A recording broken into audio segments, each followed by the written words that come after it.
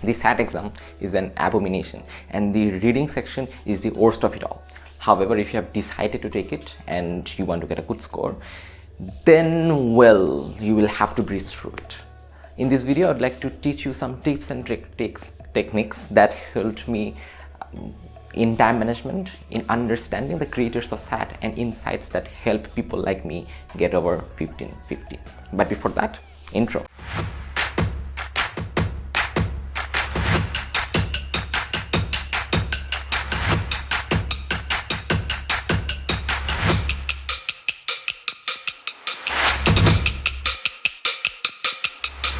Different people use different techniques and different ways to breeze through the SAT reading section. There are three main ways that I'll elaborate here, and I'll also explain the one which is most popular and also the one which I used. So the most popular one is simple. You read the passage in 3 to 4 minutes, and then you go to the question and answer, and then you try to come back to the question, try to answer them, and finish the passage, each passage in around 12 minutes. This is the most popular one and the one that I used. The second most popular one is you jump straight into the question. You don't read the passage at all. You get an idea of what the questions are, and then you jump back into the passage, you read it fully, and then come back to the question. The third one, which is more Erica Melzer recommended path, is to not read the whole passage. You read only the first couple of sentences and the last sentence of each paragraph, and then you jump into the questions and then come back to the passage to find the answers yet again. Now, there isn't any universally mandated good method of approaching the SAT reading section. Different people use different ones. Use one which you are most comfortable with and one you believe will work for you. For example, I use the most popular one, the first one. However, my friend who got a 1580 in the SAT exam used the second technique. He jumps right into the questions and then went back into the passage. Whatever feels best for you, you should go for that. Now we come into the most important insight of the SAT reading section. Unlike the O-level English language or other comprehension exams that you may give, SAT reading section does not test your comprehension skills most of the time. And you don't have to remember every nitty-gritty details. All it wants from you is to understand the gist and the main idea and keep track of what's happening where, in which paragraph are everything happening, where is the transition happening, where are the counter arguments. You need to remember that. So for example, if say the passage is about climate change, you don't have to remember the professor's name or where the professor worked or exactly where the experiments happened. All you need to remember is the results of the experiments, the counter arguments, the refutations, and the evidence, and where they exactly are.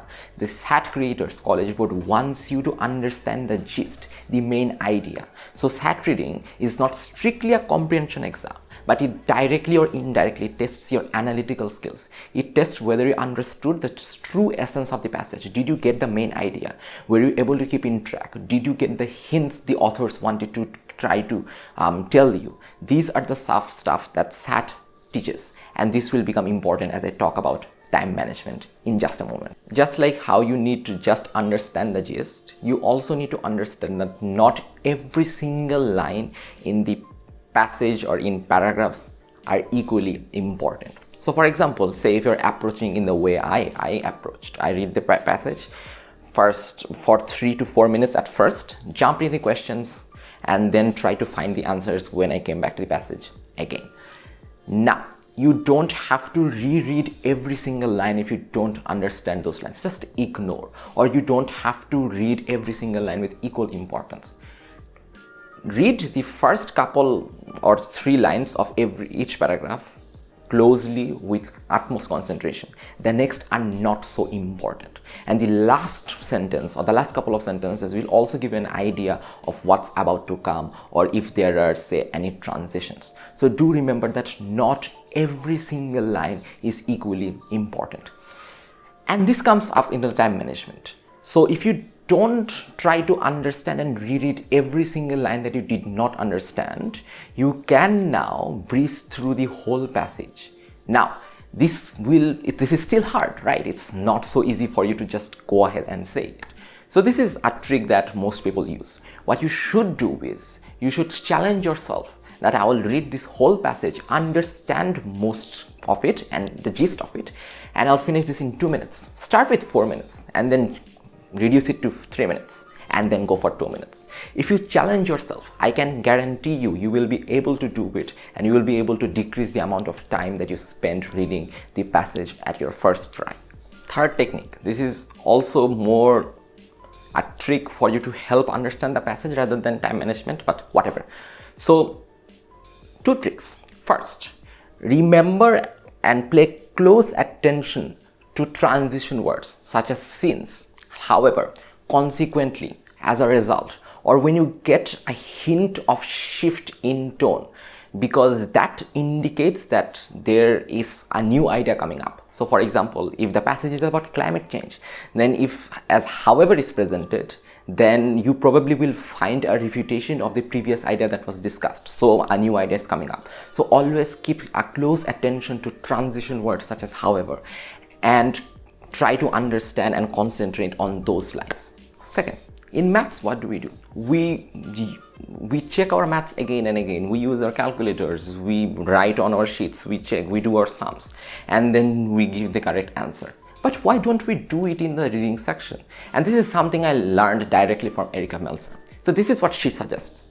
After you read a paragraph and you understand the gist of it, just beside the paragraph, write a little summary of it. It can be a few words, it can be 1 word, 2 words, 5 words, 10 words, whatever you are comfortable with and whatever works for you. However, this will help you tremendously, because once you read the questions and try to come back into the passage, at the end of the day, you can go back into those little explanations that you wrote for yourself and understand which paragraphs contains what and what each paragraph actually tried to convey. This would prevent you from reading the passages and each paragraph again and again, especially when you aren't able to find an answer to a question that you, trying for the last 90 seconds for. So this is extremely crucial and extremely important. This takes a bit of practice and bit of time for you to get comfortable with, but once you do, I promise you, this will increase your increase your score in the reading section by, tens and hundreds. Speaking of Erica Meltzer's technique, I found his book extremely helpful. Now, I understand that this book is not for everybody. You may find it boring, and at the same time, you may not like her tactics. However, I would suggest everyone to at least read the intro of the book, because it helps you to understand the minds and the way SAT creators, the college board thinks, and it will help you realize a lot of stuff. So if you don't even read the book and if you don't like its tactics, I did not use all of her tactics personally, and I don't like all of them, but please read the intro, it will be helpful. Apart from Erica Meltzer, 1600.io, which is a website, helped me the most for reading sections. It's basically operated by a guy who explains each and every solution of every SAT exam ever. What you can do is, although it's paid, the first 4 tests are absolutely free. Just give it a visit and see how do you feel like. Do you like it? And even if you just use the 4 free ones, I believe you can learn a lot, learn tremendously, because the way he explains and the way he thinks matched mine, and it gave me validation and helped me a lot as well. Right, so I hope this was helpful. I think I covered most stuff. I know after a couple of hours I'll be like, oh my god, I should have included this, I totally forgot, but this is all I remember for now. I hope this will help you. Please do practice as much as you can. Thumbs if you liked it, subs if you loved it, and I'll see you in the next video.